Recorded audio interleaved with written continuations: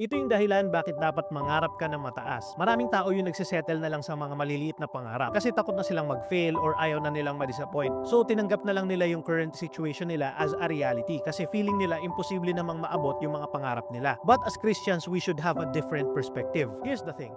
We have a big God. Kaya dapat hindi tayo mangarap ng maliit lang at ikulong yung capabilities ng Diyos natin sa maliit na pangarap. Instead of looking at how big your goals are and feel like it's impossible to achieve, look at how big your God is and align your goals in Him. This doesn't mean na dapat maging reckless tayo sa pangangarap o dapat hindi tayo magkaroon ng plano. But it means that we have to dream big while trusting God, working hard, and being faithful with what He has given us. Kumbaga, we have to step in faith. Kapag maliit lang yung pangarap mo, tapos naabot mo yun, baka isipin mo pa na ikaw lang yung may gawa nun. Pero kapag malaki yung goal mo, goals that glorify God and serve others, you will depend on God completely. Stay low-key and remember, just conquer today.